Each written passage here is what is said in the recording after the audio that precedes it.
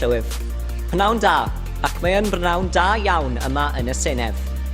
Fy enw yw Cai Phillips a dwi'n aelod Senedd Ieuenctid dros o'r Llewin Cyfyrfyn a Desir Benfro.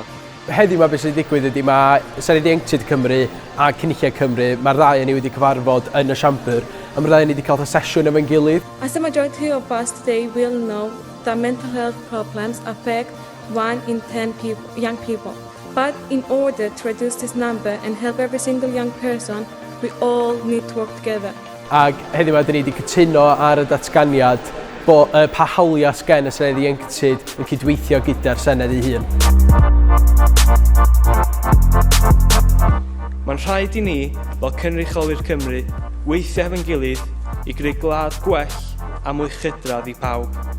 I'm really proud to be one of the first ever Welsh Youth Parliament members because it means that we get to set the foundations for what the Welsh Youth Parliament will become. I think it's really important that this affirms that it's not just a talking shop, it's not just a place where young people meet together, just talk about the issues and then it's forgotten, but it indicates and highlights that we represent the young people, we get their ideas, we get their concerns. I think the atmosphere was just amazing, to be frank. It was such a historical moment, such a historical event. And I feel like everybody knew that, everybody knew how important it was. Oedd na wir teimlad o'r oedolion yn y siambr a'r plant yn y siambr yn cytuno gyda'r pethau oedd yn cael ei sôn.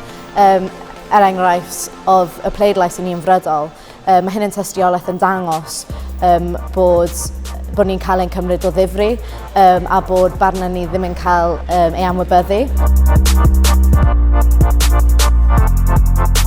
This event is about celebrating how far we have come. It is also an opportunity to look forward to the future. This is just the beginning of our work for the Welsh Youth Parliament, and I am looking forward to developing over the next 18 months alongside my fellow members to shape a better Wales for our generation. It shows us Welsh Youth Parliament members that we're not just a token, we are actually here to be listened to, and we can fully represent the views of young people across Wales. I think that's brilliant. It's not so much about the politics, but about how can we use politics to become better people ourselves.